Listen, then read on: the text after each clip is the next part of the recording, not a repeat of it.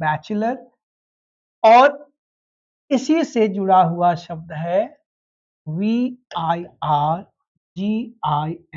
Virgin. Bachelor और virgin, जरा इन दोनों शब्दों का प्रयोग भी आज की तारीख में आप करें तो सावधानी पूर्वक।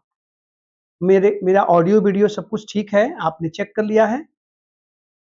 बस एक बार हमें मैसेज कर दें कि आपको मैं सुनाई और दिखाई ठीक से दे रहा हूं, तो कहानी शुरू करूं, वरना नुकसान हो जाएगा, बीच में पता चलेगा कि आवाज ही नहीं आ रही है।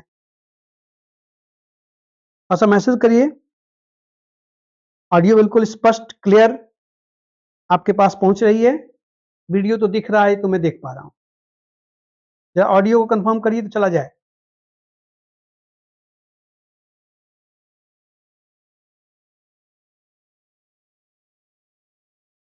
ओके, चलिए तो देखिए जरा, बैचलर और वर्जिन। तो एक जमाने में, अब भाषा कैसे समय के साथ बदलती है, भाषा, व्याकरण, संस्कृति और सभ्यता से भी प्रभावित होती है। एक जमाने में बैचलर मतलब कुंवारा था और वर्जिन मतलब कुंवारी। एक जमाने में बैचलर मैस्कुलिन था और वर्जिन फेमिनिन था। लड़कियों के लिए वर्जिन का प्रयोग होता था, लड़कों के लिए बैचलर का। लेकिन समय बदला, सोच बदली, जीवन शैली बदली, तो इनके बीच का भेद भी मिट गया। आज की तारीख में बैचलर का मतलब है अविवाहित, जिसकी शादी न हुई हो, वो बैचलर है, चाहे लड़का हो चाहे लड़की हो। और वर्जिन का प्रयोग उसके लिए जिसका कैसे इसको एक्सप्लेन करूं मैं, मतलब ही और she doesn't have any physical relation, वो वर्जिन है। समय के साथ आप सब जानते हैं, सोशल मीडिया का जमाना है, चीजें हैं, अब थोड़ा सा परिपक्व होकर सोचना पड़ेगा। इसका उदाहरण मैं दूं, दो उदाहरण में देना चाहता हूं वर्जिन और बैचलर को समझने के लिए। पहले अंतर समझ लीजिए, जब लड़का भी वर्जिन है, लड़की भी वर्जिन है, लड़की भी बैचलर है, लड़का भी बैचलर है। ही is a bachelor boy, he is a bachelor girl, he is a bachelor, she is a bachelor, he is a bachelor, she is a bachelor. आप दोनों के लिए प्रयोग कर सकते हैं। He is a virgin, she is a virgin. अब virgin का मतलब ये है, जब से समाज बदला, तमाम तरह की परंपराएं समाज में आई। अब जैसे लिव इन रिलेशनशिप आ गया, तो लिव इन में जो लोग रह रहे हैं वो दोनों के दोनों बैचलर तो हैं, क्योंकि शादी नहीं हुई है, लेकिन वर्जिन नहीं है। एक फिल्म आई थी दिल से, प्रीति जिंटा की पहली फिल्म थी, वो शाहरुख खान के लीड में थे, मनीषा कोइराला थी और सह नायिका के रूप में प्रीति जिंटा थी। उनकी पहली पिक्चर थी। उसमें एक सीन है कि पहली एंट्री होती है नायिका की, शाहरुख खान बैठे हुए हैं, बगल में आके बस में बैठ जाती है और कुछ खा रही है और बहुत ही अनौपचारिक रूप से पूछती है इनसे, आर यू वर्जिन? ये सीन दो चीजों को इशारा करता है। एक तो ये कि जब वो पूछ रही है हीरो से हीरोइन की, आर यू वर्जिन, इसका मतलब क्या वर्जिन का प्रयोग क्यों लड़कियों के लिए नहीं होता, समय बदला। और दूसरा ये भी मैसेज है उसमें, बदलते भारत की तस्वीर, कि अब कोई भी लड़की किसी अनजान लड़के से सरेआम उसकी वर्जिनिटी के बारे में पूछ सकती है। जी, आप इन बदलते समाजों के साथ ही चलना पड़ेगा। और देखिए भाषा कैसे बदलती है। एक और बहुत मशहूर घटना है जिसको आप इस चीज को समझने के लिए संदर्भ में ले सकते हैं। स्वर्गीय पूर्व प्रधानमंत्री अटल बिहारी वाजपेयी जी का वो कथन कि मैं अविवाहित हूं, कुंवारा नहीं। मैं अविवाहित हूं, कुंवारा नहीं। ये एक वाक्य जिसको खूब सारे जोक्स बने थे, लोग आज भी उदाहरण देते हैं हंस हंस के, लेकिन कितनी गहरी बात उस व्यक्ति ने कही थी। वास्तव में जब ये वाक्य अटल बिहारी वाजपेयी जी कह रहे थे, तो वो बैचलर और वर्जिन के बीच के भेद को बता रहे थे। कि अभी दोनों कॉमन जेंडर हैं, वर्जिन भी कॉमन जेंडर है और बैचलर भी। इसका प्रयोग दोनों के लिए हो सकता है, स्त्री पुरुष दोनों के लिए, दोनों के मायने अलग हैं। आपने शादी नहीं की है तो आप बैचलर हैं, लेकिन जरूरी नहीं है कि आप वर्जिन भी हैं। मैंने उदाहरण दिया ना कि आजकल जो तमाम आप देख रहे हैं सोशल मीडिया पे तमाम घटनाएं, अखबारों में घटनाएं, अब एक फैशन चल पड़ा है। तो लोग जब जो है कपल में रहते हैं, लिव इन में रहते हैं, जाहिर सी बात है उन्होंने शादी नहीं की तो क्या है, बैचलर हैं। वही ग्रेजुएशन कर रहे हैं, साथ रह रहे हैं। वैसे भी बैचलर ऑफ आर्ट्स आप कहते हैं, बैचलर ऑफ साइंस आप कहते हैं बीएससी और बीए को। तो वो वर्जिन नहीं है या हैं, अब इसकी मैं ये नहीं कह सकता, मतलब हो सकता है कि वो वर्जिन हो या ना हो, लिव इन में रह रहे हैं तो, लेकिन बैचलर हैं ये तो कंफर्म है। कहने का मतलब क्या है कि बैचलर और वर्जिन, इन दोनों का जो अंतर था, जो भेद था, अब वो मिट गया है दोस्त। अब लड़का और लड़की दोनों के लिए बैचलर का प्रयोग होगा अगर उसकी शादी नहीं हुई है, और दोनों के लिए वर्जिन का प्रयोग होगा अगर वो अभी भी किसी फिजिकल रिलेशनशिप में नहीं है। Is that clear? इसलिए आप अगर कहते हैं ही इज अ बैचलर तो भी ठीक है। आप कहते हैं शी इज अ बैचलर तो भी ठीक है, बिल्कुल करेक्ट है। अब वो जो था कुंवारा कुंवारी, इसका मतलब नहीं रहा। अब वर्जिन एक स्पेसिफिक सेंस में चला गया है, अब इसका मतलब कुंवारी नहीं है। अब बैचलर का प्रयोग ही लड़के लड़की दोनों के लिए होगा अगर उनकी शादी नहीं होगी। Got it? देखिएगा जरा, इसी तरह से आप कह सकते हैं he is a virgin, she is a virgin. आप वर्जिनिटी, वर्जिन शब्द का प्रयोग मेल फीमेल दोनों के लिए कर सकते हैं और बैचलर का प्रयोग भी मेल फीमेल दोनों के लिए कर सकते हैं। मैंने बार बार इसको रिपीट कर दिया है, इस बात को समझ लीजिएगा। ठीक है, आप यहां ऑब्लिक करके वर्जिन लिख भी लो, वर्जिन। ठीक है, वर्जिन। आप शी के साथ भी इसका प्रयोग कर सकते हैं, ही के साथ, विदाउट एनी डाउट, कोई कंफ्यूजन नहीं होना चाहिए। ठीक है, तो ये बात ध्यान रखिएगा।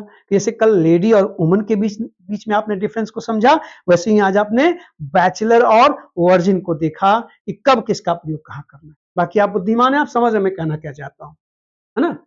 उस चीजों को हम आभासी रूप में ही, प्रतीकात्मक रूप में ही एक्सप्लेन कर सकते हैं।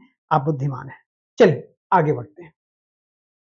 नेक्स्ट, इसी तरह से आपको ध्यान रखना है कि एक शब्द है, हुआ करता था, अब तो शायद ही सुनाई देता है, वो शब्द था CHAIRMAN, चेयरमैन। अभी जो चेयरमैन है, आप समझ रहे हैं, किसी का पदेन, किसी का मुखिया ना, जो उसको हेड करे, किसी भी डिपार्टमेंट को, किसी चीज को, उसको चेयरमैन कहते हैं। अच्छा, इस चेयरमैन का कोई भी फेमिनिन जेंडर नहीं होता, इसलिए पुराने जमाने में इसका फेमिनिन लोग क्या बनाते थे, मैडम चेयरमैन। अब जब मैं मैडम चेयरमैन कह रहा हूं तो आपको प्रकाश झा की फिल्म गंगा जल 2 भी याद आएगी और सब टेलीविजन पर आने वाला FIR सीरियल भी, जहां मैडम सर आप सुनते रहते हैं। गंगा जल में भी प्रियंका चोपड़ा को सब लोग मैडम सर, क्यों? सोचिएगा जरा, इसमें भी एक बू है, जेंडर बायस है। मैडम के साथ सर लगाया जा रहा है, ये सब भी बता रहा है कि अभी भी आप मानने को तैयार नहीं है कि मैडम भी SP DSP हो सकती है, कलेक्टर हो सकती है। आखिर मैडम के साथ सर लगाने की क्या जरूरत है? तो वो व्यंग है उस समाज पे जहां सर कहने की ही आदत है, दिमाग में है कि सर ही केवल डिप्टी SP बनेंगे, SP बनेंगे, कलेक्टर बनेंगे। इसलिए उस फिल्म में वो मतलब एक तरह से वो सटायर है। पूरे फिल्म में प्रकाश झा प्रियंका चोपड़ा को मैडम सर कहते हैं क्योंकि दिमाग में सर बैठे हुए। भाई सर और मैडम, जाहिर सी बात है, महिला है तो मैडम ही है सर। खैर, उसी तरह से पुराने जमाने में चेयरमैन का फेमिनिन जेंडर बेटा मैडम चेयरमैन होता था, लेकिन तारीख बदली, दौर बदला, वक्त बदला, समाज बदला और बेटियों ने छलांग मार मार के बड़े बड़े पदों पे आसीन होना शुरू किया। अपने यहाँ इंदिरा जी प्रधानमंत्री बनती हैं, मार्गरेट थैचर उधर प्रधानमंत्री बनती हैं, सीमा भंडार नायके श्रीलंका में बनती हैं, बड़े बड़े इंदिरा नूई से लेकर के प्रतिभा पाटिल से लेकर के अभी हमारी वर्तमान राष्ट्रपति महोदया, ठीक है। तो इन सब के आने से ये हुआ कि भाई अब केवल पुरुषों का जमाना तो रहा नहीं, और इन्होंने क्लेम किया भाई आप चेयरमैन, अब भाई बड़े बड़े पदों पे से इंदिरा नूई जी चेयरमैन बनी, बड़े बड़े पदों पे जब जाने लगी, जब ये तमाम बड़ी कंपनियों का पद धारण करने लगी हमारी महिलाएं, तो सवाल उठा कि आप हमें चेयरमैन कहते हो, we are not man, we are not man, ठीक है। ये विरोध हुआ कि इसमें मैन लगा है और उसकी अध्यक्षा महिला है और आप उसको जैसे लोकसभा की स्पीकर, हाँ, तो आप उसको चेयरमैन तो नहीं कह सकते, चेयर, और चेयर वुमन कोई शब्द ही नहीं है इंग्लिश में, लोग मैडम चेयरमैन का प्रयोग किया करते थे। इसलिए अब ये वर्ड ओल्ड फैशन्ड हो गया, मार्केट से बाहर चला गया बेटा जी लोग, इसकी जगह एक कॉमन वर्ड चुना गया जिसका प्रयोग आप स्त्री और पुरुष दोनों के लिए कर सकते हैं। वो क्या है? Chair person. ये भी ध्यान रखिएगा।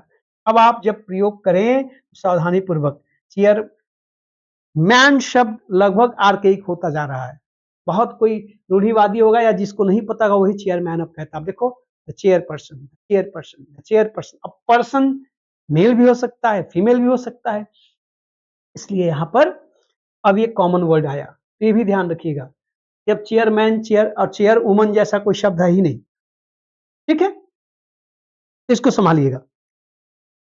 देखिए तो चेयरमैन अब नहीं, क्या यूज करोगे? Chair person. लेकिन ध्यान रखना इस शब्द को देख करके एक शब्द और है जिसका आप जो है कबाड़ा मत करिएगा, वो शब्द है STATESMAN, स्टेट्समैन, ठीक है।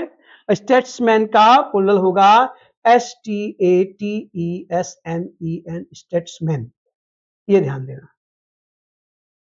अब इसका कोई मेल फीमेल नहीं है, ये कॉमन जेंडर का वर्ड है, स्त्रियों के लिए भी पुरुष के लिए भी, ठीक है। Sonia Gandhi, miss Sonia Gandhi is a statesman, mister Rahul Gandhi is also a statesman, mister Modi is a statesman, ठीक है, और Sitharaman is also a statesman. तो यहां पर ध्यान कर रखना है कि अब इसको जैसे कि अब दिमाग में चले कि सर जी यहां पर मैन है, यहां पर भी मैन है, यहां भी स्टेट्स पर्सन होगा क्या? नहीं, ऐसा कुछ नहीं करेगा। स्टेट्समैन का मतलब ही होता है राजनयिक, पॉलिटिशियन, राजनेता, राजनेत्री। तो ये कॉमन वर्ड है, इसी का प्रयोग दोनों के लिए होता है, यहां पर कोई ऐसा प्रयोग करने की गलती मत करिए, है ना। ये मैंने इसलिए बता दिया कि आप दिमाग लगा दें कि वहां तिवारी जी ने कहा था कि मैन गड़बड़ है तो पर्सन लगा दो, तो यहां भी ऐसा कुछ नहीं, यहां यही वर्ड है, इसी का प्रयोग राजनयिकों के लिए होता है और ये पुरुषों के लिए भी होता है और स्त्रियों के लिए भी। क्लियर है? चलिए आगे बढ़ते हैं। देखें तो इसको भी संभाल लीजिएगा, चेयर पर्सन और चेयरमैन में क्या डिफरेंस है, ठीक है। आगे चलते हैं नेक्स्ट। इसके बाद यहां पर एक बिंदु है कि कुछ शब्द होते हैं जो अब ये जो शब्द आपके सामने आया चेयरपर्सन, स्टेट्समैन, तो ये कैसे हैं?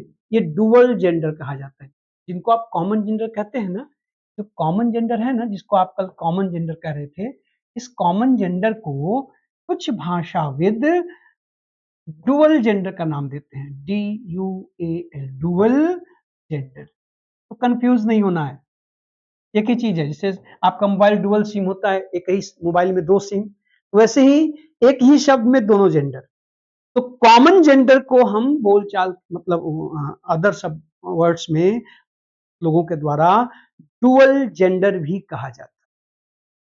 आप जब भी डुअल जेंडर का प्रयोग कर रहे हैं ना, तो आपको यहाँ पे ध्यान क्या देना है कि कॉमन जेंडर या डुअल जेंडर के लिए, अभी जैसे आपने चेयरपर्सन की बात की, क्या कहते हैं, स्टेट्समैन की बात की, फ्रेंड की बात की, टीचर की बात की, कोच की बात की, प्लेयर की बात की, लीडर की बात की, है ना।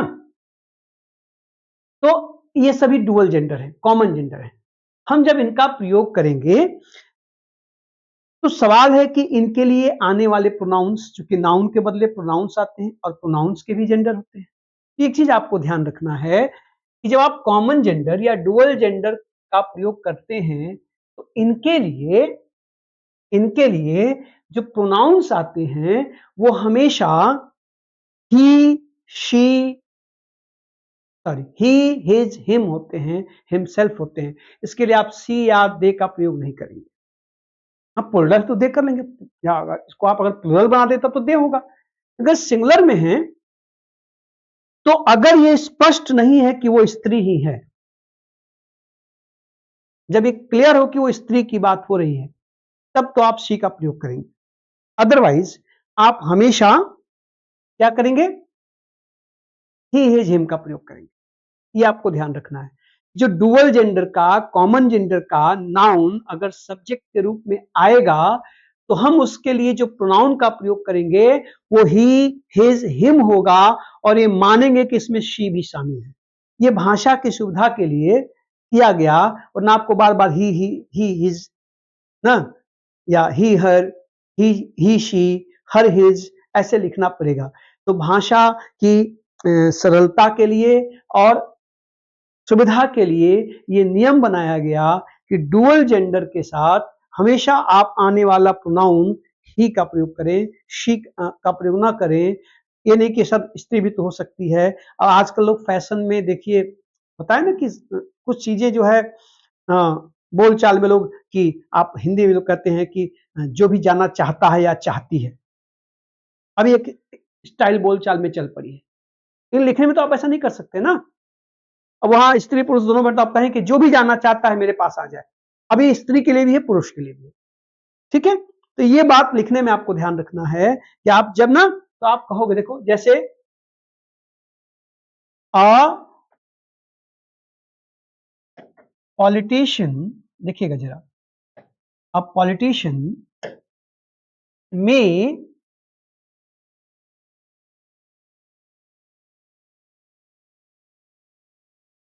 बल्कि में मत कहिए, कुछ और लिखते हैं, रुक जाइए। देखो, a politician wants to be honest,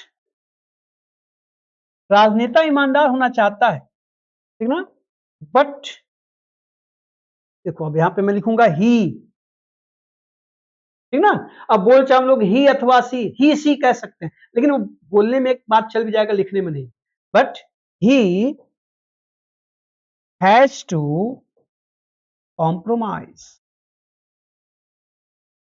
क्या आया ही, कि एक राजनेता या राजनेता लोग जो भी, वो जेनरिक सेंस में है कि पॉलिटिशियंस जो हैं, राजनेता जो हैं, वो चाहते हैं कि ईमानदार हो, लेकिन उन्हें कॉम्प्रोमाइज करना पड़ता है। तमाम परिस्थितियां होती हैं, तमाम चीजें होती हैं, जो भी है। मुद्दा इस पर देखो, यहाँ पॉलिटिशियन आया, ये डुअल जेंडर है, और इसके लिए क्या आया, ही आया। आप यहाँ ही का प्रयोग करेंगे इसके लिए, पॉलिटिशियन के। इसी तरह से आप कहोगे कि, आप कहेंगे कि द टीचर, या अ टीचर, जो भी कहना हो, यहाँ पे अ टीचर कर लो, ठीक है, जेनरिक सेंस में यूज करो। आप कहेंगे कि a teacher should love his students. ये देखिए, यहाँ पे क्या आया, हिज आया टीचर के लिए, क्योंकि इस टीचर से ये कंफर्म नहीं हो रहा कि ये स्त्री है कि पुरुष है। जब तक ऐसा नहीं होगा कि वो स्त्री है, तब तक यहाँ हर नहीं आएगा। हाँ, अब कुछ लोग ये कहते हैं कि ऑब्लिक करके हर भी दो, कि टीचर शुड लव हिज, हर, ठीक है। आप बहुत ज्यादा जो है कर सकते हैं, तो बोल चाल में आजकल लोग बोलने भी लगे, हालांकि वो अच्छी स्टाइल नहीं मानी जाती बोलने के लिए। भाई भाषा परमिट करती है, कि ऐसी स्थिति है जहां पे डुअल जेंडर है तो आप ही का प्रयोग करो, हिज का प्रयोग करो, हिम का प्रयोग करो, हिमसेल्फ का प्रयोग करो और मानो कि उसमें शी भी शामिल है। यही भाषा की। आप जब एग्जाम में सवाल करिएगा तो इसका ध्यान रखिए कि अगर डुअल जेंडर का नाउन आया है तो उसके लिए आने वाले प्रोनाउंस और possessives third person singular number masculine gender का होगा, अर्थात ही होगा, हिज होगा, हिम होगा, हिमसेल्फ होगा। क्लियर?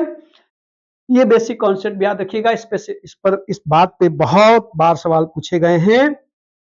आपको चूकना नहीं है, चौंकना भी नहीं है। ना चूकना है ना चौंकना है, चमकना है ना? चलिए आगे बढ़े। कुछ चीजें एक दो और भी। एक तो ये कि बहुत से, मैं इसको हटा रहा हूं, संभाल लीजिएगा। इसी तरह कुछ ऐसे वर्ड्स हैं इंग्लिश में जो स्पेशली स्त्रियों के लिए प्रयोग होते हैं, वो फेमिनिन जेंडर है, उनका प्रयोग पुरुषों के लिए नहीं होता। ठीक है? तो ऐसे वर्ड्स जो है जो टिपिकली स्त्रियों के लिए प्रयोग होते हैं, इसका भी ख्याल रखना है। जैसे एक शब्द है COQUETTE, कॉकेट। COQUETTE, कॉकेट। कॉकेट का मतलब होता है फ्लर्ट, FLIRT, फ्लर्ट। फ्लर्ट करना ना, किसी को रिझाने के लिए, किसी को आकर्षित करने के लिए फ्लर्ट करना। अब ये जो कॉकेट है ना, ये केवल गर्ल्स के लिए प्रयोग होगा, ये फेमिनिन जेंडर है। ठीक है? तो कौन है कॉकेट? किसको कहेंगे? A woman who intends to attract men। ठीक है? ऐसी स्त्री को जो पुरुषों को रिझाने के लिए ना, उन्हें आकर्षित करने के लिए तमाम फ्लर्ट करती है, उसे हम पॉकेट कहते हैं। बस ये वर्ड है, जान लीजिए। इसमें बेटियां और बेटे कुछ मतलब इसको पार्शियलिटी ये नहीं जरूरी, जानना जरूरी है। वन वर्ड में आ जाएगा तो क्या करोगे, है ना? इससे एक फ्रेज बनता। अब ये कॉकेट है, इसका एडजेक्टिव कहा जाएगा। देखो इसे कॉकेटिस, अ कॉकेटिस स्माइल। ये देखो, मतलब रिझाने वाली मुस्कान, जो किसी को आकर्षित कर ले, रिझा ले, ऐसी मुस्कान को क्या कहते हैं? कॉकेटिस स्माइल। ठीक है?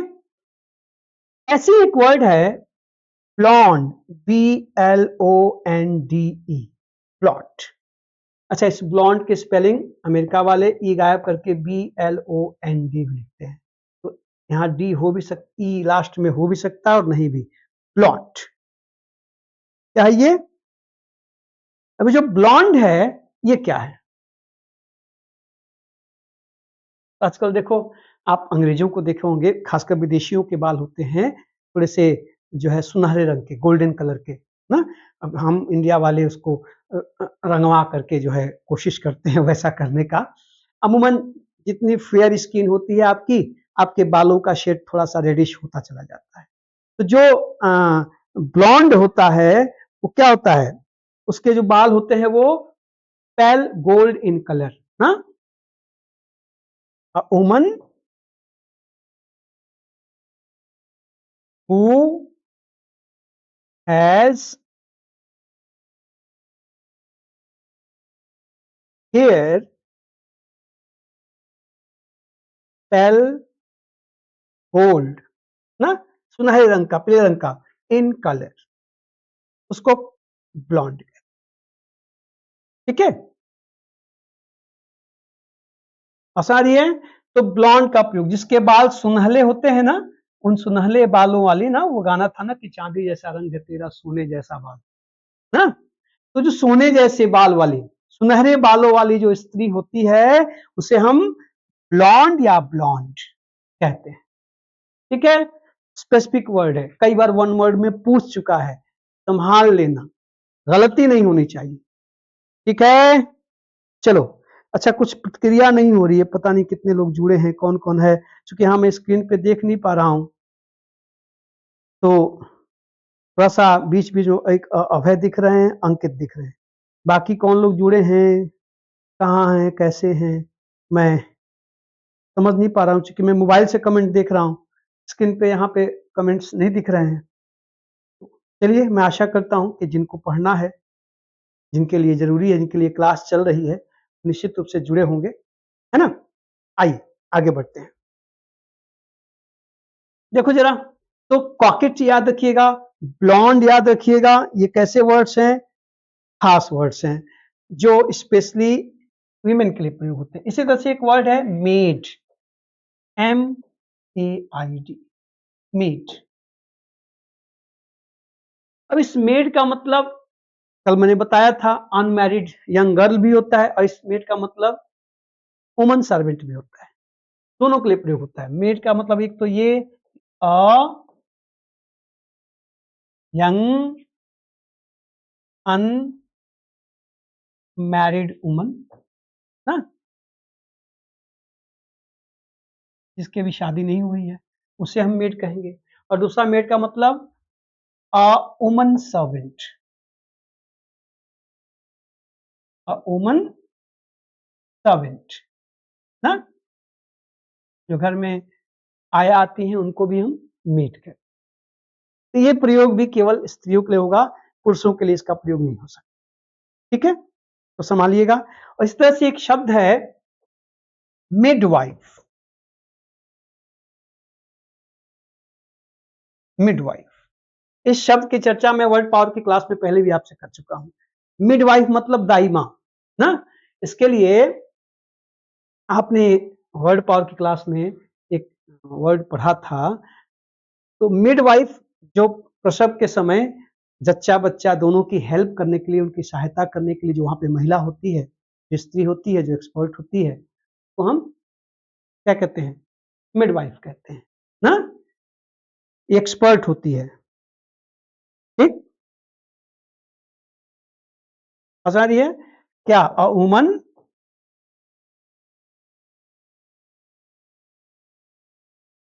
who is employed to help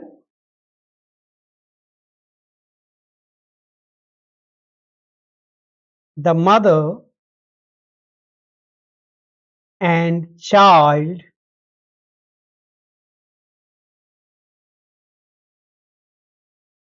during क्या है, जब समय जो है, क्या कहा जाए उसको, ड्यूरिंग गिविंग बर्थ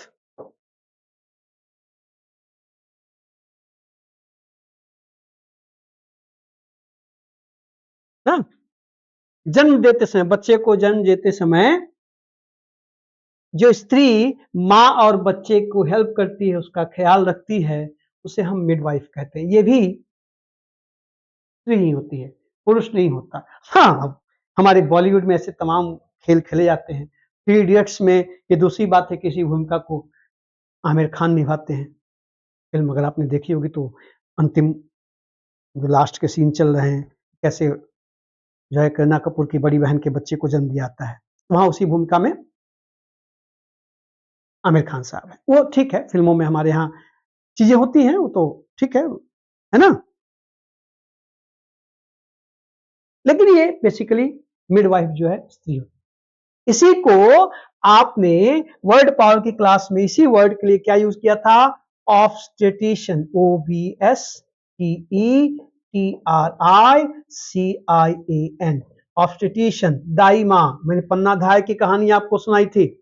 ठीक, तो मिडवाइफ का जो टेक्निकल वर्ड है, ये तो ठीक है, इसके जो टेक्निकल वर्ड है वो है ऑब्स्टेटिशियन, OBSTETRICN ना। तो ऑब्स्टेटिशियन और मिडवाइफ एक ही चीज है, दोनों सिनोनिम्स हैं, ध्यान रखिएगा। ये भी स्त्री होती है ना।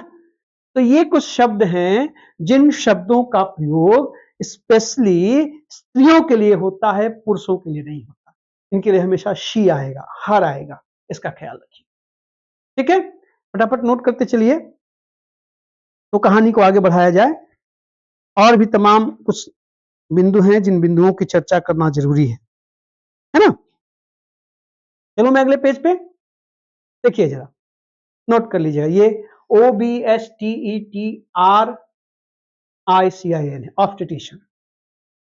चलिए आइए नेक्स्ट। इसी तरह आपको ध्यान रखना है कि ट्रेन,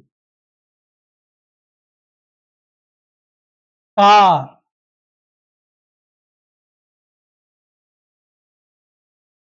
शिप,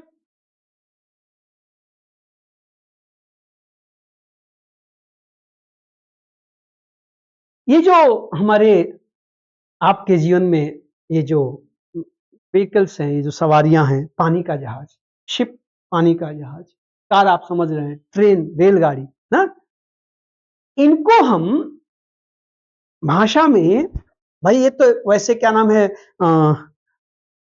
न्यूट्रल जेंडर है, निर्जीव है, इनके लिए ईट आना चाहिए इनका। लेकिन हम कुछ चीजें हैं जिनको हम पर्सनिफिकेशन करके अपने जीवन में उतारते हैं। इनको हम वस्तु की तरह देखते ही नहीं है। वो जब गीत दोस्त पिक्चर का, गाड़ी बुला रही है, सीटी बजा रही है, चलना ही जिंदगी है, हमको बता रही है। अब यहाँ पे देखिए, गाड़ी बुला रही है, बता रही है, पर्सनिफाइड हो गया। इसलिए आप देखिए ट्रेन आती है, हम ट्रेन के लिए शी का प्रयोग करते हैं। इसी तरह कार, कार जो अपनी कार, भाई भांति भांति के कार लोग खरीदते हैं, उनसे बहुत प्यार करते हैं, तो कार को भी हम शी कहते हैं। अभी दूसरी बात है कि वो धमाल पिक्चर में असरानी साहब को अपनी कार से बहुत प्यार है। कार लेके उनके बेटे और उसके दोस्त चले जाते हैं। वो जब खराब हो जाती है, जल जाती है, तो रोते हुए आते हैं कि मारो डीगरा, मारो डीगरा। अब वो चूंकि फिल्म है, अगर भाषा के दृष्टिकोण से देखें तो कार डिगरा नहीं डिग्री होगी, मतलब बेटा नहीं बेटी होगी। तो कायदे से वहां आसानी साहब को मारी डिग्री कह करवाना चाहिए था, मारो डिगरा नहीं। क्योंकि कार को हम जब पर्सनिफाई करेंगे तो वो लड़की मानी जाएगी, लड़का नहीं। ट्रेन को पर्सनिफाई करेंगे तो स्त्री मानी जाएगी, पुरुष नहीं। इसी तरह से पानी के जहाज को भी हम शी से संबोधित करते हैं। आपने सुना होगा उस विभाग का नाम ही है जहाज रानी। वो पूरा उसको जहाज रानी कहा ही जाता है। और आप ध्यान से देखें तो अक्सर जो है रेल के इंजन, कार और पानी के जहाजों का नाम स्त्रियों के नाम पे रखा जाता है ना। आपको पुरुष के मिल जाएंगे, दूसरी बात है कि महात्मा गांधी जी जहाज से गए थे लंदन, वो राजपुताना था, द राजपुताना, वो ठीक है। इन जनरली आप पाओगे, हाँ मैंने इसलिए बता दिया कि कोई क्रॉस न कर, अरे सर कैसे, बिल्कुल होता होगा।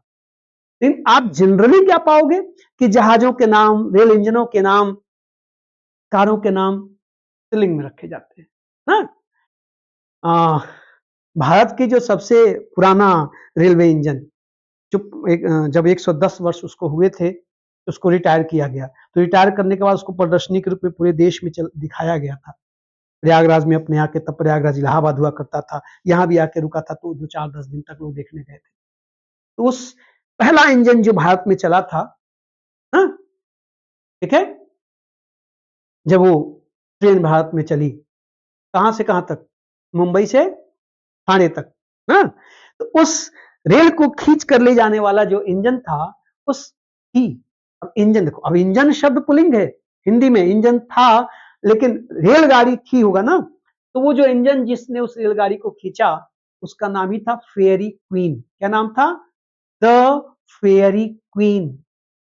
फर्स्ट रेलवे इंजन जो भारत की रेलवे लाइन पे चला था और गाड़ी को खींच के ले गया था 1853 शायद, अगर मुझे डेट से पता है तो 53-54 में जब रेल चला, तो पहली रेल कहां से कहां तक चली थी? मुंबई से ठाणे। उस इंजन का नाम था द फेयरी क्वीन। देखो नाम में ही अक्सर देखोगे रानी, फेयरी क्वीन, इस तरह के नाम रखे जाते हैं। बहरहाल ये कहानी अपनी जगह पे है। आपको ध्यान देना है कि इन शब्दों के लिए अगर आप इट का प्रयोग नहीं कर रहे हैं तो फिर शी का प्रयोग होगा, हर का प्रयोग होगा। एग्जाम्पल देखिए, आप कहेंगे कि द रानी, अच्छा इसमें द लगाना जरूरी है, वरना फिर रानी जो है रानी मुखर्जी हो जाएगा, लड़की का नाम हो जाएगा। ये इंजन का नाम है ना, जहाज का नाम है ना, कार का नाम है ना, द लगेगा। जैसे द हिमालयाज, द गंगे ना, द यमुना, उसी तरह से द रानी। तो द रानी विल स्टार्ट, देखो यहां पे क्या आया, her first journey, her first journey on the 15th अगस्त।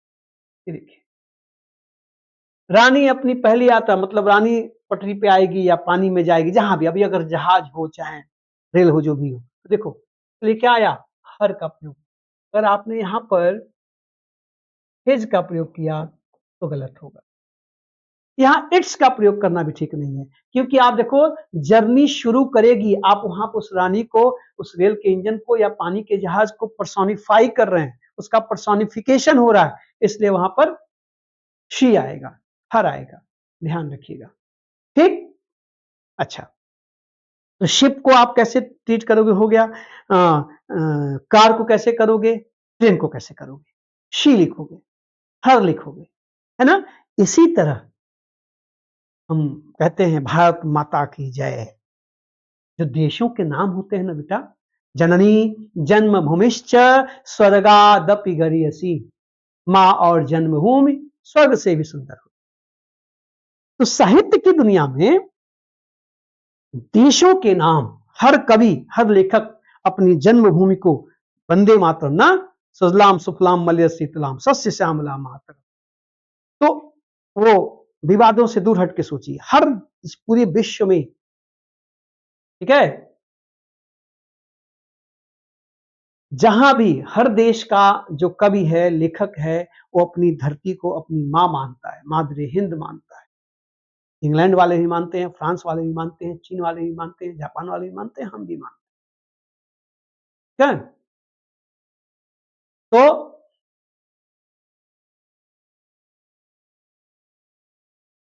जब किसी देश के नाम का प्रयोग हम करेंगे, हाँ आज थोड़ा सा बॉडी लैंग्वेज आपको गए, तो ट्यूसडे है ना, मैं आया हूँ कॉलेज से आके तुरंत भेज गया हूँ, है ना, तो फास्ट है, थोड़ा सा एकदम इधर उधर हो रहा है, उसको आप ध्यान मत दीजिए, समझने पे ध्यान दीजिए, और कहीं कुछ गड़बड़ी लगे तो तुरंत टिप्पणी भी करिएगा, ठीक है, देखना जरा, ओके। तो इसी तरह से देशों के जो नाम होते हैं ना, वो भी साहित्य की दुनिया में फैमिली जेंडर है, इसलिए हम भारत माता कहते हैं। आप ध्यान से अगर अखबारों के आर्टिकल देखोगे, खासकर जो लिटरेरी वर्ड है, तो लिटरेरी वर्ड में इंडिया शी है, पाकिस्तान शी है, चाइना शी है। आप देखिए, आप कोई कहानी कविता पढ़ेंगे, कोई लेख पढ़ेंगे, अखबारों के आर्टिकल पढ़ेंगे, तो वहां देखिएगा शी का प्रयोग किया गया हो।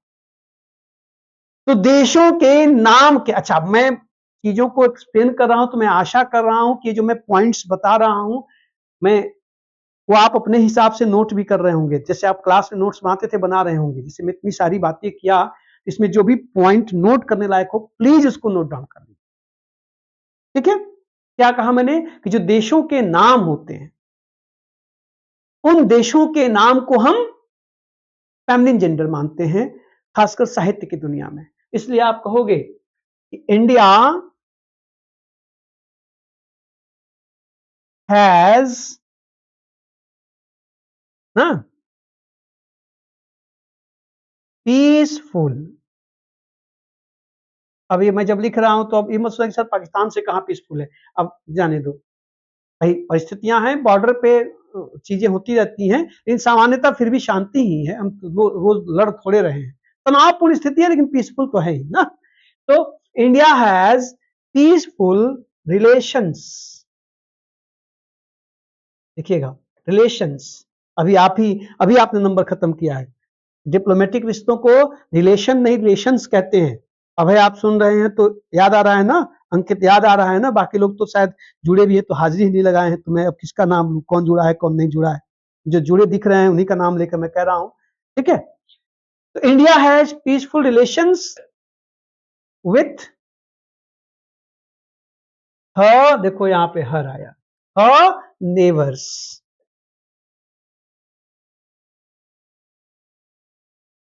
भारत का अपने पड़ोसियों से शांतिपूर्ण रिश्ता है। देखो यहाँ पे क्या आया, हर आया, किसके लिए? इंडिया के लिए। यहां पर इस हर की जगह हिज लिखोगे तो भी गलत, और अगर इट्स लिखोगे तो भी गलत है साहब, क्योंकि रिश्तों की बात हो रही है और रिश्ते मुर्दे नहीं रखते, जीवंत लोग रखते हैं। तो आप यहाँ इंडिया को एक लिविंग एंटिटी के रूप में देख रहे हैं, आप इसका पर्सोनिफिकेशन कर रहे हैं, इसलिए यहां पे हर का प्रयोग हो, शी का प्रयोग हो। क्लियर है? तो ये भी छोटी छोटी बातें, यहां से कई बार सवाल बने हैं। फिलिंग द ब्लैंक्स के सवाल बन सकते हैं, एरर के सवाल बन सकते हैं, इंप्रूवमेंट के सवाल बन सकते हैं, या आप कोई आर्टिकल, कोई ऐसे लिख रहे हैं, अपनी बात कह रहे हैं, be careful. Generally cars, ships, trains and names of countries are considered feminine gender, but there shouldn't be any doubt. Okay, note कर लीजिए, आगे बढ़ा जाए। देखिए जरा, हाँ जी, रिलेशन का प्रयोग फैमिली के लिए करते हैं, बिल्कुल ठीक बात है ना? बाकी सोशल रिलेशन, सोशली और पॉलिटिकली या डिप्लोमेटिकली आप कोई रिश्ता बनाते हैं तो हम रिलेशंस कहते हैं, है ना? हाँ, देखो नाउन के साथ चल रहा है, आगे बढ़ा जाए।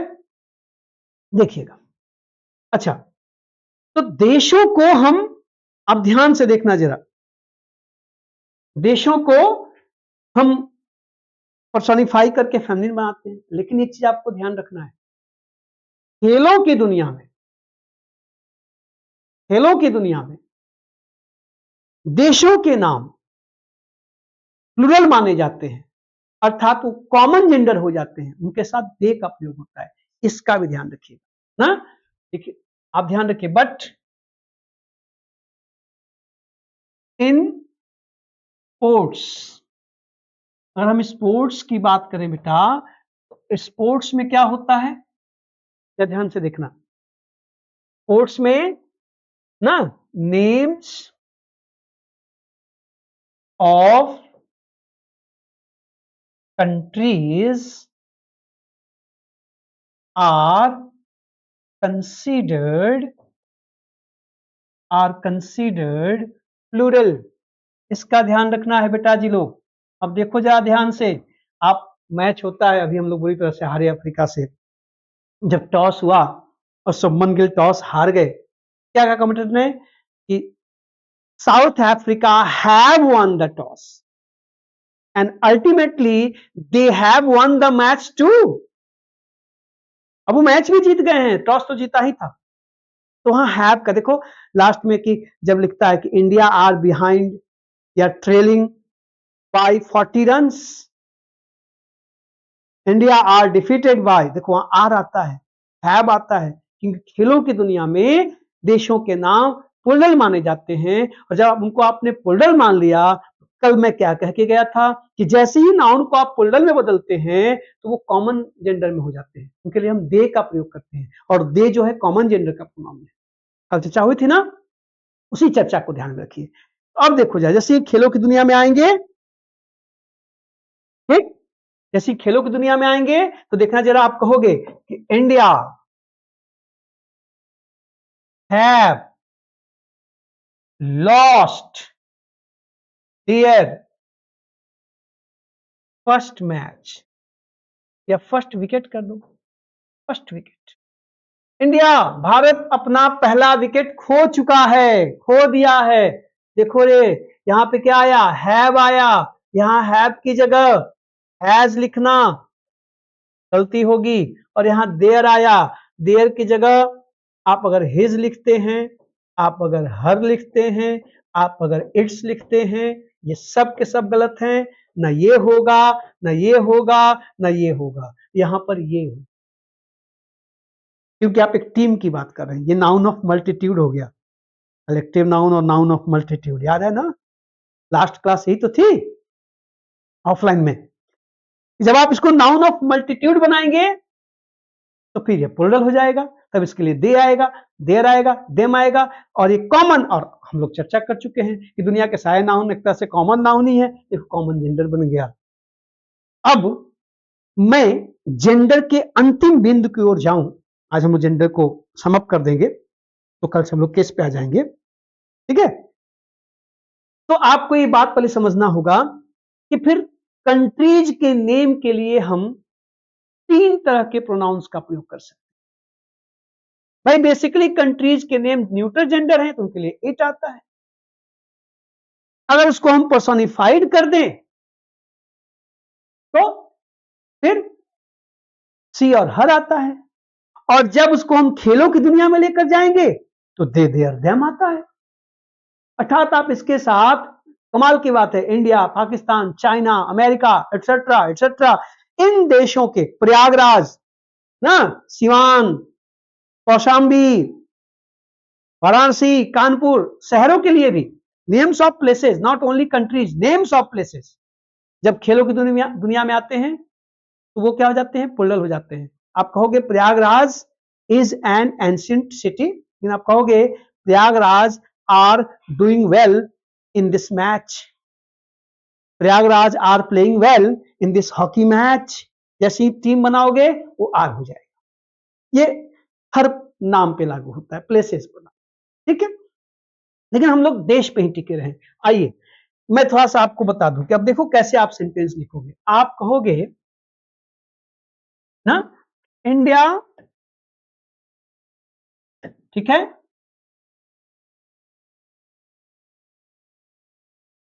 क्या कहा जाए, इंडिया इज ट्राइंग टू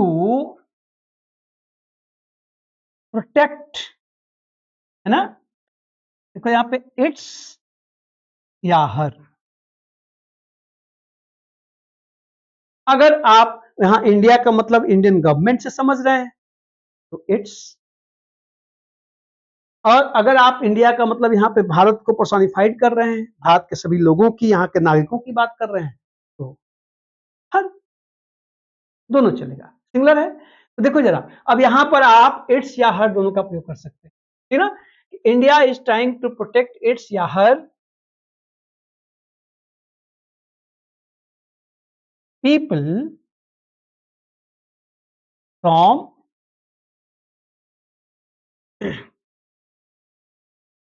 क्या कहा जाए,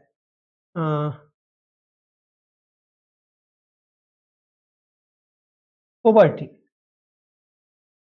ये देखो गरीबी से बचाने की कोशिश कर रहा है। अब यहां पर देखिए आप जरा, यहां पे वर्ब इज आई, और यहां पे आप इट्स या हर दोनों का प्रयोग कर सकते हैं। लेकिन देखना जरा, है ना, अगर इसी सेंटेंस को मैं लिखूं कि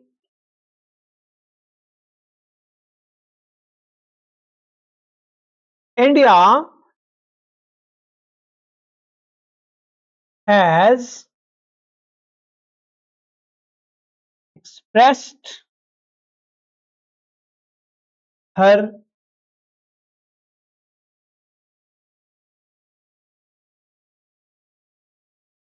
opinion, ठीक है, on this issue। अब देखना जी, अब बेटा जी लोग, अब यहां इस हर की जगह अगर आपने इट्स लिखा तो खुदा खैर करे, नहीं बच सकते, हनुमान जी भी नहीं बचा सकते।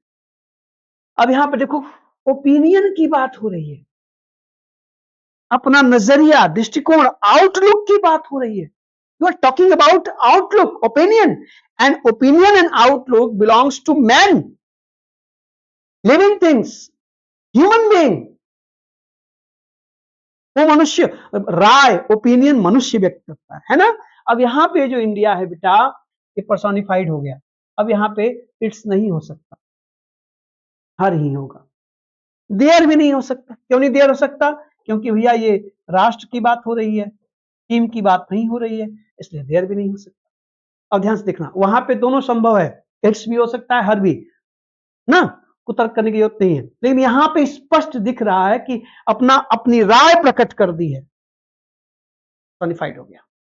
क्लियर? और तीसरा कंडीशन आप क्या कर सकते हैं कि इंडिया देखो हैव ठीक lost their first match against south Africa.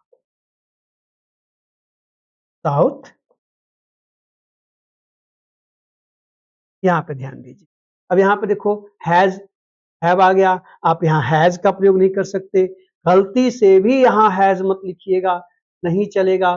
देखो ऊपर हैज है, इज है, ठीक है, और यहां देखो अब इस देयर की जगह न तो इट्स न तो हर, दोनों नहीं चलेगा, दोनों गलत है, अब यहां पे केवल देयर का प्रयोग। तो किसी भी देश का नाम बेटा जी लोग आप लिखिएगा, ठीक, किसी भी देश का, तो पहले ध्यान से देख लेना कि उसका प्रयोग आप किस सेंस में कर रहे हैं, पर्सोनिफाइड है कि नहीं है। एक मतलब क्या वो केवल एक क्षेत्रफल के रूप में, एक भूखंड के रूप में आया है तो इट्स है, पर्सोनिफाइड हो गया, एक जीवंत, जैसे कवि लेखक उसको जीवंत मान के करते हैं तो शी है, और अगर वो कोई क्रिकेट, फुटबॉल, हॉकी आदि की टीम के रूप में आएगा बेटा तो वो दे है, प्लुरल है। इट जेंडर का प्रयोग, अब देखो कितना इंपॉर्टेंट हो गया, ये जेंडर, ये नंबर, ये आपस में गुत्थम गुत्ता है, इनके बीच के इस स्थिति को समझना जरूरी है, वरना नुकसान होगा, प्रश्न गलत होंगे, गलतियां होंगी, संभालिएगा, उतार लीजिएगा, ठीक है, इसको संभालिए। तो जेंडर का अंतिम एस्पेक्ट आपके सामने में रखूं, और मैंने जो लिस्ट कही थी ना जेंडर बनाने के तमाम, तो अपने जो ऑफलाइन बच्चे थे उनको तो मैंने दिया ही था, मैंने आपसे कहा था कि आप जाएं टेलीग्राम पर, और उत्थान द राइजिंग अपनी संस्था के नाम से ही वहां चैनल है, उस चैनल को सब्सक्राइब करिए, और वहां पर मैंने वो एक पन्ने की लिस्ट जिसमें जेंडर बदलने के तरीके दिए गए हैं वो मैंने डाल दिया है, आप वहां जाएं, जो भी दोस्त जुड़े हैं आप जाकर के वहां से डाउनलोड कर लीजिएगा। जो भी स्टडी मटेरियल्स होंगे, जो भी मैं टॉपिक पढ़ाऊंगा, यहां तो पढ़ाऊंगा ही, उसका पीडीएफ भी वहां पे मिलेगा। जैसे नाउन का पीडीएफ मैं वहां डाला हुआ हूं पहले से, इन बच्चों नहीं डाले हैं अभी, बच्चों को मैंने दिया है, लेकिन बाकी कुछ साथी भी दिख रहे हैं, पुराने साथी भी लौटे हैं, वापस आए हैं, ठीक है, जो भी हैं, तो आप सबको मैं वहां पे डाल दूंगा पीडीएफ, वहां से आप लोग ले लीजिएगा। स्टडी मटेरियल्स के लिए आपको उत्थान द राइजिंग के क्या कहते हैं टेलीग्राम चैनल से जुड़ना चाहिए, उसको सब्सक्राइब करिए, वहां और भी तमाम पुराने मैटर्स भी पड़े हुए हैं, कुछ काम के मिले, कोरोना काल के दरमियान वो बनाया गया था, तो वहां और भी बहुत से टेस्ट पड़े हुए हैं, क्विज पड़े हुए हैं, आप जाके उनको देख सकते हैं। और मैं नाउन का जो पीडीएफ है, जो रिटन मटेरियल है, मैं वहां पे उपलब्ध करा दूंगा, ठीक है, जिनके पास है उनके पास तो है ही। आइए जेंडर का अंतिम एस्पेक्ट, अब सोचोगे सर इसमें अब क्या बचा है, सब तो बता दिए, ही, सी, ये, वो, अभी भी कुछ बचा है क्या? हाँ बचा है, एक चीज और बचा है, जहां से सवाल आए तो गलती नहीं होनी चाहिए। आओ देखो क्या बचा है, एक मुद्दा और बचा है कि जेंडर, अभी मैं पर्सोनिफाइड बार बार कह रहा था ना, वही gender of personified things, gender of personified things. और जरा अभय, अंकित, बाकी कोई जुड़ा हो तो ये बता दो कि कोई कमी महसूस नहीं हो रही है ना, जैसा मैं सामने खड़ा होके पढ़ाता था उतना ही मजा आ रहा है ना? हाँ, इसमें मेहनत ज्यादा है, इसमें कॉन्टिन्यूअसली बोलना है, कोई ब्रेक नहीं है ना? और मुझे थोड़ा सा आता भी नहीं है नौटंकी वाला मामला, लेकिन देखते हैं, वो तो जब मौके आएंगे तो आपको वो भी मिल जाएंगे, है ना? अब वो एमए तो आएंगे नहीं, कहीं मौका निकलेगा तो वो भी आपको मिल जाएगा। बस मुझे ये बता दो, जिसे अंकित कर रहे हैं कि सर मजा आ रहा है। सर चलो अच्छी बात है, समझ में आना चाहिए, क्वेश्चंस होने चाहिए, ठीक ना। तो यहाँ पर और लोगों को भी, जो दोस्त मित्र हो उनको भी कह दो कि भाई पढ़ना है तो आ जाए, कौन सा फीस लग रही है ना। बाकी आप लोग तो हैं ही, यहाँ पर हम लोग प्रैक्टिस भी कर लेंगे। अब देखो, जेंडर ऑफ पर्सोनिफाइड थिंग्स, मानवीकृत जो थिंग्स होती हैं, ऑब्जेक्ट्स होते हैं, उनका जेंडर कैसे आप तय करें। तो पहले पर्सोनिफाइड थिंग्स का मतलब समझिए। पर्सोनिफाइड थिंग्स मतलब जैसे एक, आपने इंटरमीडिएट में या ग्रेजुएशन में आपने इंग्लिश लिया होगा, तो आप फिगर्स ऑफ स्पीच के बारे में पढ़े होंगे। उन फिगर्स ऑफ स्पीच में एक फिगर्स ऑफ स्पीच है पर्सोनिफिकेशन। क्या है?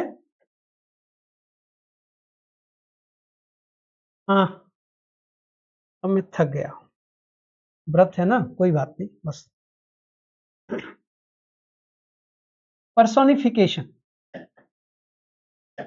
अभी पर्सोनिफिकेशन है क्या बेटा? तो पर्सोनिफिकेशन का मतलब मानवीकरण, ये एक अलंकार है, मानवीकरण। ठीक है, इसमें होता क्या है, व्हेन अ पोएट और an author presents a non living thing like human beings. ध्यान से देखिएगा, मैं सजीव नहीं कह रहा हूं ना, सजीव तो गाय बैल भैंस घोड़े भी हैं।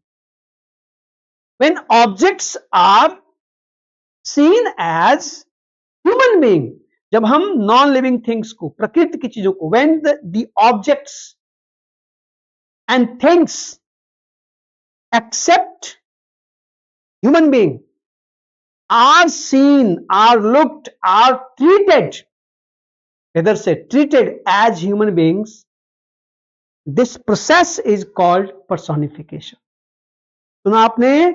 जब हम प्रकृति की चीजों को मनुष्य के रूप में देखना शुरू करते हैं, ठीक ना, क्या होता है, पर्सोनिफिकेशन हो जाता है। क्लियर है? जब हम ऑब्जेक्ट्स को ट्रीट करते हैं किसकी तरह, ह्यूमन बीइंग की तरह। और इसको समझने के लिए आपके बॉलीवुड के तमाम गाने, फिल्मी गाने, भाई कविताएं आपने पढ़ी हैं तो कविताओं में हो सकता है, फिल्मी गानों से ज्यादा आसान हो जाएगा समझना मेरे ख्याल से। तो आप जैसे तमाम गीत गाते हैं कि भौरे ने खिलाया फूल, फूल को ले गया राजकुमार। भाई कायदे से फूल को तो मालिक खिलाता है, देखो यहाँ भौरे का पर्सोनिफिकेशन है ना। ऐ सागर की लहरों हम भी आते हैं ठहरो, साहिल साहिल मंजिल मंजिल हमको ले चलो। देखो यहाँ लहरों को जो है पर्सोनिफाइड किया जा रहा है ना। अचंदा वो चंदा किसने चुराई, तेरी मेरी निदिया जागे सारी रहना, तेरे मेरे नैना। अब चांद से बात कर रहा है कवि, और सबसे बढ़िया बचपन में बुआ दादी नानी का, चंदा मामा दूर के खाए गुड़ के, आप खाए थाली में। अब देखो, अब चंदा मामा हो गए तो क्या हो गए, पर्सोनिफाइड हो गए, क्योंकि मामा तो मम्मी के भैया है ना। इस तरह से आप तमाम जो गीत और कविताएं ना, उनमें क्या होता है कि जो नेचर में चीजें हैं, मनुष्य के अलावा जो चीजें हैं, उनको भी मनुष्य की तरह देखने की कोशिश की जाती है। इसको पर्सोनिफिकेशन, ये क्लियर हो गया। अब जब हम किसी का पर्सोनिफिकेशन करेंगे बेटा, when objects are personified they are considered either male और फीमेल। हम जब उनको देखते हैं तो उन्हें या तो पुरुष मानते हैं या तो स्त्री मानते हैं, जब पर्सोनिफिकेशन करेंगे तब। और जिसका पर्सोनिफिकेशन हो सकता है उसी का करेंगे। एक चीज और ध्यान रखना है कि जब पर्सोनिफिकेशन करेंगे और लगेगा कि इससे पुरुष जाति का बोध हो रहा है, तो हम ही का प्रयोग करेंगे, हिज का प्रयोग करेंगे, हिम का प्रयोग करेंगे। अगर हम पर्सोनिफाई कर रहे हैं और लगता है कि इससे स्त्री जाति का बोध हो रहा है, तो शी का प्रयोग करेंगे, हर का प्रयोग करेंगे। सिंपल सी बात है। अब सवाल है कि कैसे आप जानोगे कि सर पर्सोनिफिकेशन हुआ, तो इसमें ही कि इसको हम पुरुष माने स्त्री माने, इसका कोई आधार है? बिल्कुल है, बिल्कुल है। ये बताने जा रहा हूं, बहुत ही इंटरेस्टिंग तथ्य से हम लोग अपना जेंडर क्लास समाप्त करने वाले हैं। और प्लीज क्वेश्चंस ढूंढिएगा और खोजिएगा। मैं जब प्रैक्टिस कराऊंगा नाउन खत्म होने के बाद, तो मैं तो आपको क्वेश्चंस कराऊंगा ही सैटरडे। आप भी थोड़ा सा क्वेश्चन खोजिएगा और मिले, इन तथ्यों पे सवाल मिले तो मुझे भी जरूर बताइएगा, खुशी होगी, है ना। एक चीज और ध्यान रखिएगा कि जब हम पर्सोनिफाइड करते हैं किसी चीज को, जब उनका पर्सोनिफिकेशन होता है, तो पर्सोनिफाइड थिंग्स को हमेशा हम कैपिटल लेटर से शुरू करते हैं। जिस भी चीज को आपने पर्सोनिफाइड किया, उसको पर्सोनिफिकेशन के रूप में यूज किया, तो उसका जो पहला लेटर होगा ना बेटा, वो कैपिटल लेटर से होगा, स्मॉल से मत लिखिएगा उसको। यही पहचान है। जो बीच में भी आएगा ना, तो कैपिटल लेटर से लिखा जाएगा। क्लियर है? तो एक तो ये बात ध्यान रखना है। पहली बात क्या ध्यान रखना है कि जब ऑब्जेक्ट्स, जब नेचर की थिंग्स मनुष्य की तरह व्यवहार की जाती हैं, तो उसे हम पर्सोनिफिकेशन कहते हैं। दूसरा, पर्सोनिफिकेशन में यूज होने वाले शब्दों का, वर्ड्स का पहला लेटर कैपिटल लेटर से लिखा जाता है। कितना क्लियर हो गया? अब सवाल उठता है, हाँ, तीसरी चीज कि जब हम पर्सोनिफाइड करेंगे तो या तो वो स्त्री बनेंगे या तो पुरुष बनेंगे। स्त्री होंगे तो शी हर का प्रयोग होगा, पुरुष के रूप में मानेंगे तो ही हिज हिम का प्रयोग होगा। कितना क्लियर हो गया? Now you may ask me, sir ji एक बार पर्सोनिफिकेशन कही दे, अब कैसे कंफर्म होए कि ससुरा पुरुष बना के स्त्री? How? Yes, very simple. When you are going to personify an object, and if that object shows, expresses beauty, tenderness, okay, innocence,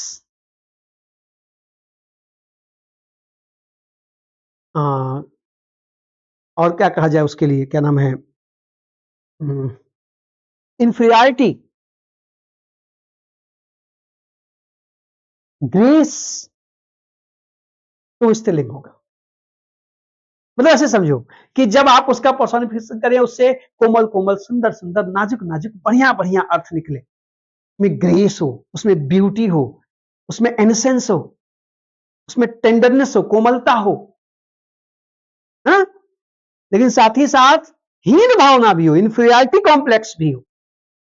तो जिनमें हीन भावनाएं होती हैं वो भी स्त्रीलिंग मानी जाती हैं। उन शब्दों से जो भाव निकलेगा, उन भावों के आधार पर, अगर वो सुंदर है, आकर्षक है, बढ़िया है, गुड़ी गुड़ी है, देख के मन लुभा जाए, समझ जाओ कि वो जो आपने पर्सोनिफिकेशन किया वो क्या बना, फीमेल बना। उसके लिए शी का प्रयोग करेंगे।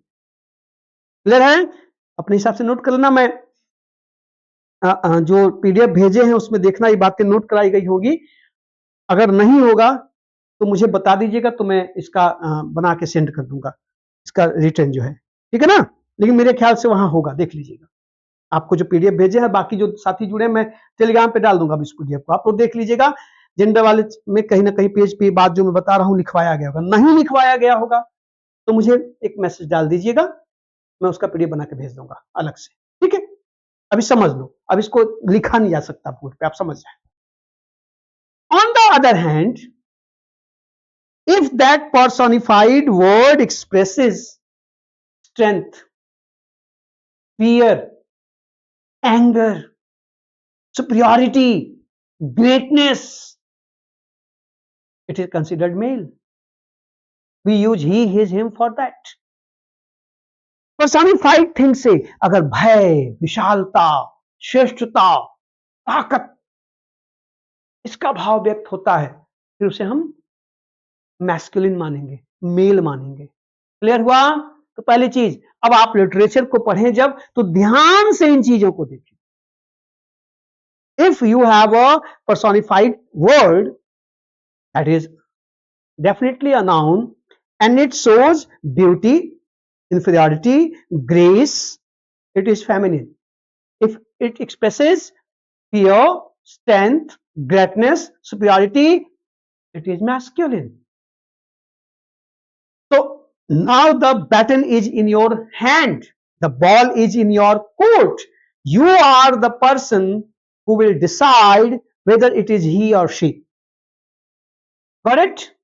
आओ कुछ वर्ड्स एग्जाम्पल को देखते हैं। इसलिए ध्यान रखना कि आप कुछ शब्दों को लीजिए, इसे हटाइए, ये देखो, इसलिए ये देखिए जरा, EARTH, अर्थ ना, MOON, मून, इनके आगे जाहिर सी बात है द लगेगा, द अर्थ, द मून, ठीक है। SPRING, spring, LIBERTY, liberty, VIRTUE, virtue, ठीक है। PEACE, पीस, देखना जरा, ये सारी चीजें ना, ये इन सब में गुडी गुडी, ब्यूटी ब्यूटी का सेंस निकलता है भाई, चांद से तुलना स्त्रियों के जो है, चांद जैसे मुखड़े पे बिंद या सितारा, देखो पर्सनिफिकेशन है। तो मेरा चांद मुझे आया है नजर ना। तो अब देखो यहाँ पे ये जो वर्ड्स मैं लिख रहा हूं, the earth, the moon, spring, liberty, virtue, peace ना, और क्या कहते हैं वो कुछ और भी वर्ड्स जो है, ये क्या कहते हैं वो जो,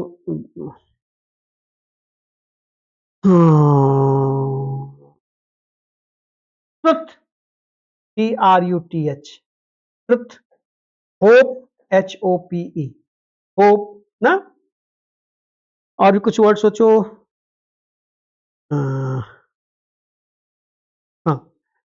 ह्यूमिलिटी, HU, ह्यूमिलिटी मतलब विनम्रता होता है, ह्यूमिलिटी, ठीक है। अच्छा, मैंने कहा ना कि हीन भावनाएं भी, इंफीरियोरिटी, INFERIORITY, इंफीरियोरिटी, ठीक है। और कुछ सोच लो, विनम्रता, हीन भावना, सत्य ना, ऑटम, AUTUMN, ऐसे सोचते रहेंगे आता रहेगा, ऑटम, ऑटम मतलब पतझड़, ठीक है। नेचर, NATURE, नेचर, देखो मैंने सारे सारे वर्ड्स को कैपिटल से लिखा है, ध्यान रखिएगा। नेचर, और कुछ, अच्छा, हीन भावना में इंफीरियोरिटी, जेलसी भी हो सकती है, ये भी स्त्रीलिंग मान जाती है, JEALOUSY, जेलसी। फेम, प्रसिद्धि, FAME, ठीक है। कितना लिखूं मैं, थक गया। लिबर्टी लिखी दिया है, जस्टिस, ये देखो, प्राइड, PRIDE, आप नोट करते चलना, प्राइड है ना, जस्टिस, फेम, जेलसी, प्राइड, क्या कहते हैं, और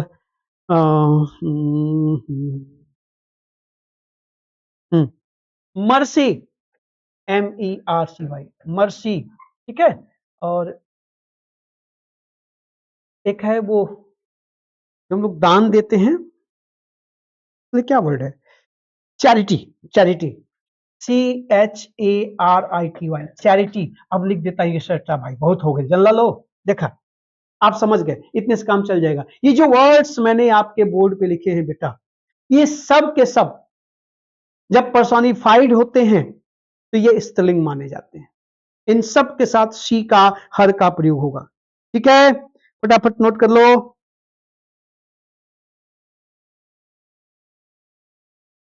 ना, एक और देख लो भाई, ये जो ह्यूमिलिटी है, इसका सिनोनिम्स विनम्रता होता है, इसका मतलब के लिए आप मॉडेस्टी का प्रयोग भी कर सकते हैं, मॉडेस्टी, ठीक। तो देखना जरा, earth, moon, spring, liberty, virtue, peace, truth, hope, humility, modesty, inferiority, autumn ना, nature, jealousy, fame, justice, pride, mercy, charity. These words are treated as female when they are personified. And naturally वो हमेशा personified ही होते हैं। आप देखो capital से लिखे, ठीक है, नोट कर लिया। तो एक दो एग्जाम्पल देख लीजिए, है ना, कैसे इसका प्रयोग आप करेंगे, ठीक है। हटा रहा हूं मैं इसे, आई होप कि आपने नोट कर लिया होगा, या तो स्क्रीनशॉट ले लो, बाद में आराम से नोट कर लेना। हटा रहा हूं मैं, ओके, चलिए। अब एग्जाम्पल देखो, सबसे पहला एग्जाम्पल, अच्छा कभी कभी ना कुछ स्टेटमेंट्स दे करके पूछ देता है एग्जाम में कि किसका स्टेटमेंट है, तो मैं जिसका भी स्टेटमेंट है, जाहिर सी बात है किसी कवि लेखक का ही होगा, तो मैं नाम भी बता दूंगा, नोट कर लेना। कई बार जीएस में भी पूछ देता है किसने कहा है, ठीक है। तो जो पहला एग्जाम्पल है, आप चौंकोगे कि कैसे लोग आपस में एक दूसरे की चोरी भी करते हैं। हम दिल दे चुके सनम का वो गाना बड़ा हिट हुआ था, समीर साहब ने लिखा, लेकिन आप चौंकोगे कि उसका जो मुखड़ा है वास्तव में great nature poet William Wordsworth की पंक्तियां हैं, जिसको चुरा करके समीर साहब ने गीत बना लिया। क्या था वो? चांद छुपा बादल में, शर्मा के जाने जाना। ये जो लाइन है, चांद छुपा बादल में शर्मा के जाने जाना, एग्जैक्टली ये ग्रेट नेचर पोएट वर्ड्सवर्थ की लाइन है, जिसको हिंदी तर्जुमा करके रख दिया समीर साहब ने। वो लाइन है कि the moon has hidden her face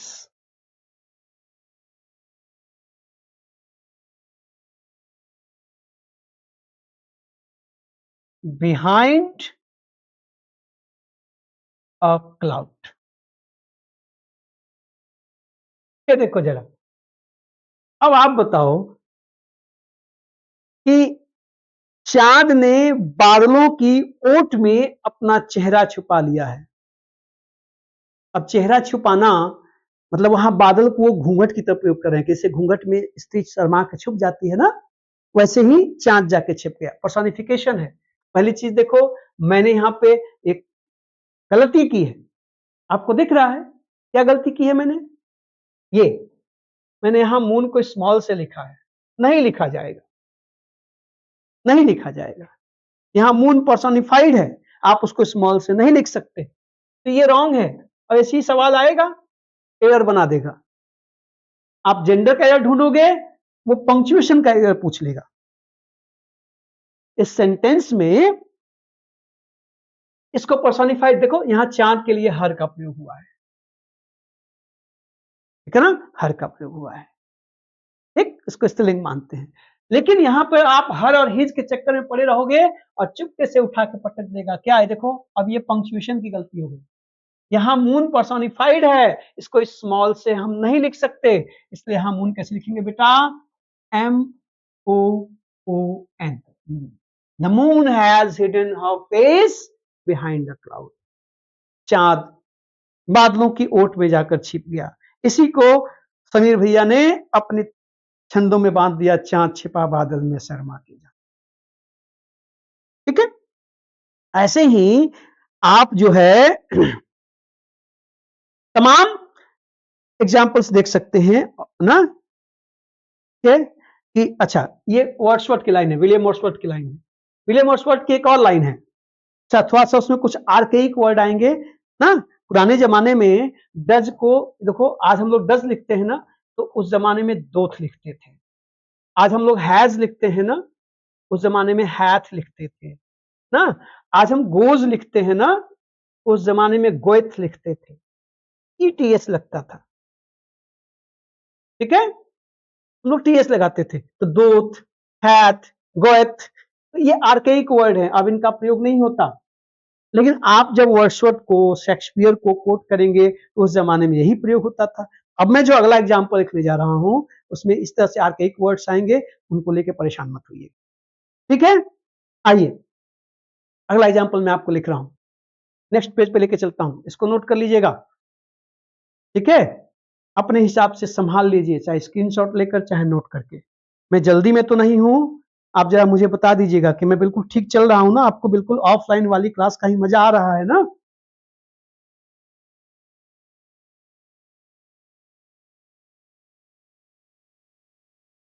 कुछ हाँ ना बोल दो तो मैं आगे बढ़ूं। चलो चलो ठीक है, देखना जरा। अब देखें तो कुछ और एग्जाम्पल ले लीजिए। इसी तरह से कि एक लाइन है वर्ड्सवर्थ की कि द मून द मून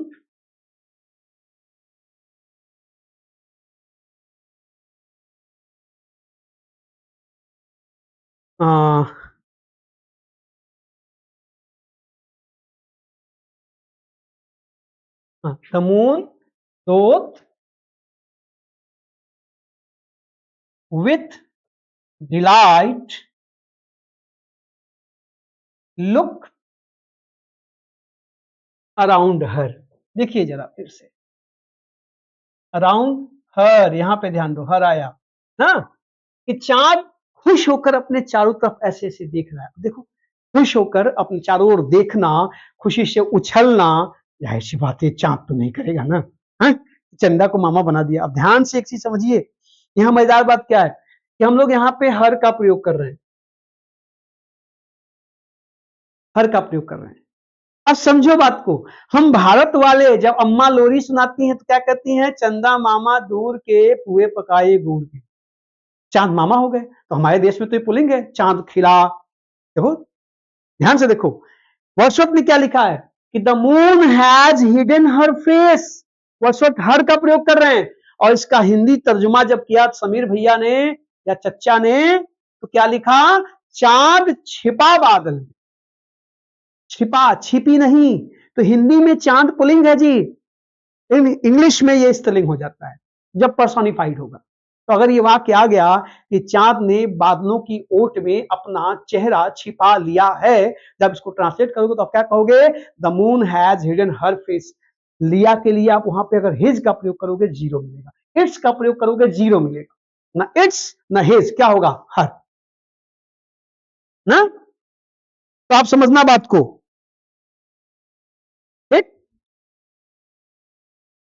जैसे इसी तरह से देखो कि पीस, यहां देखो हर का प्रयोग, कि peace has spread, SP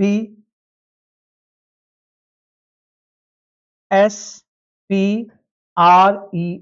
spread her, देखो पीस के लिए हर आया, हर मेंटल, अपना आंचल ना फैला दिया, किसने, शांत ने, of green, mental of green over the earth, over the earth. ये देखो रे, अर्थात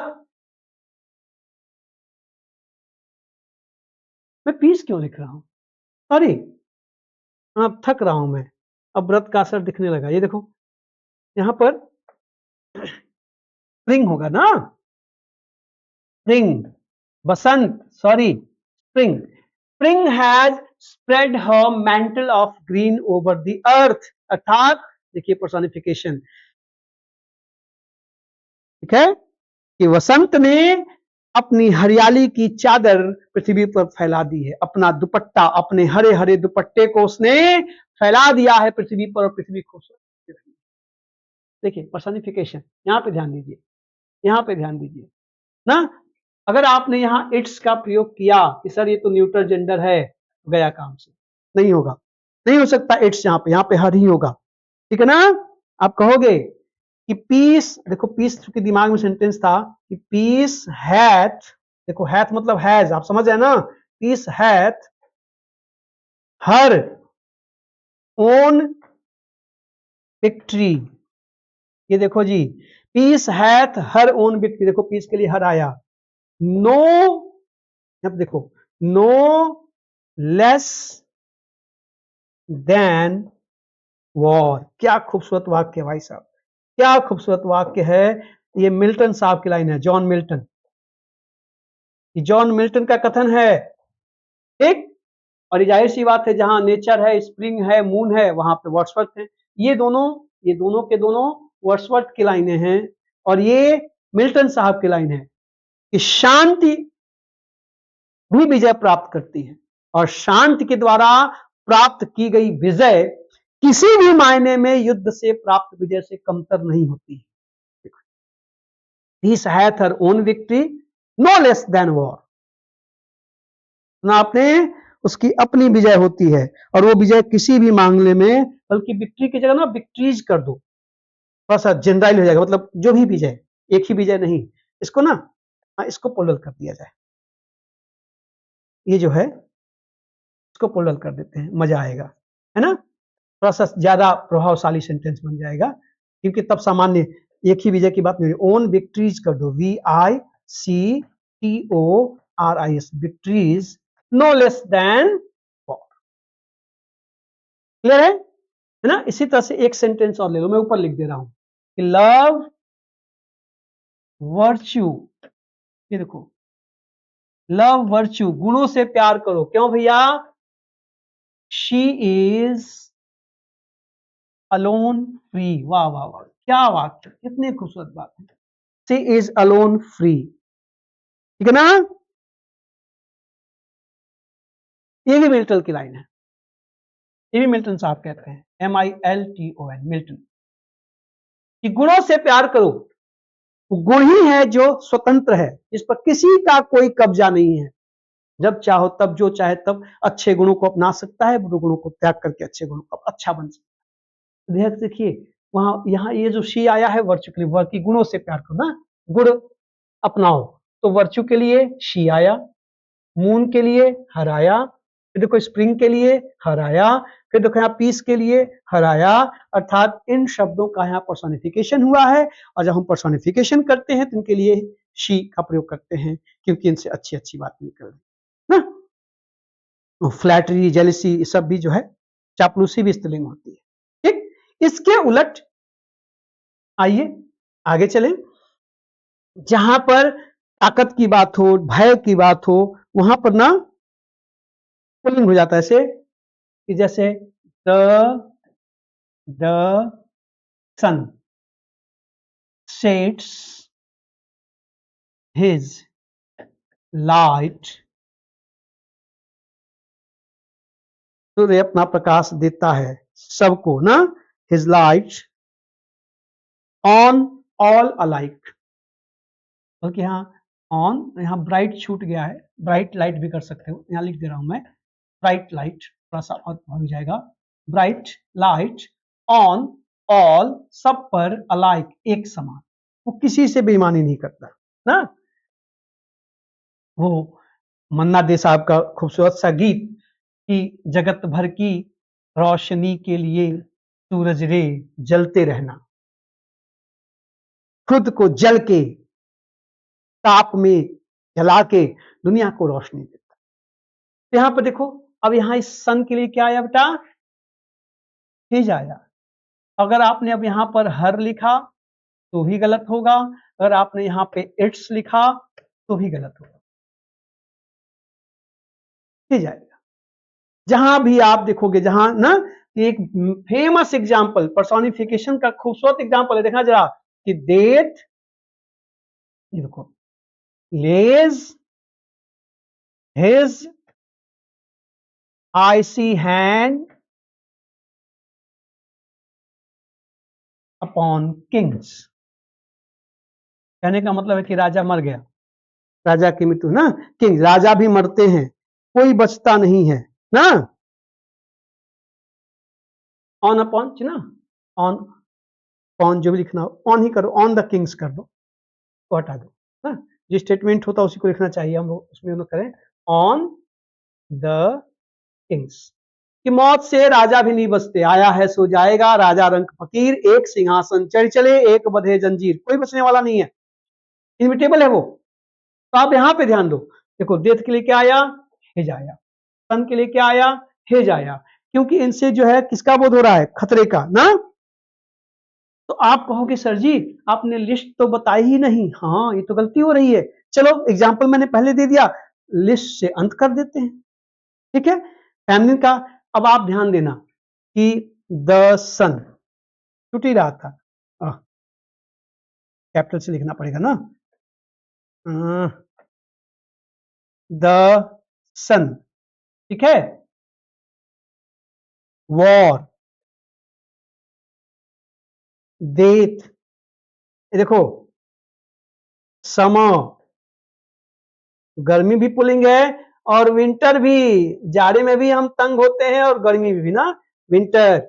समर देखो, ऑटम पतझड़ जो है, स्प्रिंग जो है, बढ़िया बढ़िया लेके चले गए, पतझड़ में बड़ा मजा आता है, पत्तियां गिरती हैं, अलग मौसम होता है। तो पतझड़ और बसंत ले गए स्त्रीलिंग की ओर, ठीक ना। अच्छा अच्छा वाला चुन लिए, जो खतरनाक बचाव हमारी जिम्मे आया हम लोग के ना। तो समर, विंटर, डेथ, वॉर, सन, और भी आप लिख सकते हैं ओशन ना, ओशन, थंडर, THUNDER, थंडर, वार हो गया ना, हाँ, डेथ हो गया ना, विंड, देखिए अब ये है ना, अब हिंदी में क्यों चलती है पवन, हम लोग हिंदी में हवा पवन पुल्लिंग मानते हैं, अंग्रेज उसको पुल्लिंग मानते हैं। जब पर्सनिफिकेशन होगा तब ध्यान रखिएगा, क्योंकि हवा चलती है तो खतरे उत्पन्न करती है, ठीक है।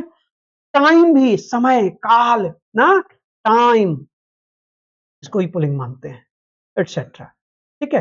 चेक कर लेना, आप समझ गए आप। ये जो शब्द हैं, जब इनका पर्सोनिफिकेशन होगा तो ये पुल्लिंग माने जाएंगे, इनके लिए ही हिज हिम का प्रयोग करिएगा। अब वो जो पिछला आपने लिखा, मेरे ख्याल से 12 पेज पर हैं हम लोग ना, पीछे जाए तो, हाँ ये देखो, ये और पीछे, एक पीछे और, ये जो लिस्ट है, ठीक है, इस लिस्ट में जितने आएंगे ये सब क्या माने जाते हैं, फेमिनिन माने जाते हैं, ठीक ना, ये फेमिनिन है, ठीक।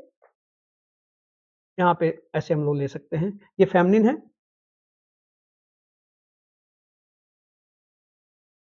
ठीक है। और ये जो है देखो ध्यान से, ये फेमिनिन है सबके सब, और ये जो है अभी जो मैंने लिखा आपको, ये क्या है, ये माने जाते हैं मैस्कुलिन, क्या माने जाते हैं, मैस्कुलिन, ठीक है। इनके साथ ही इसका प्रयोग करें। तो ये था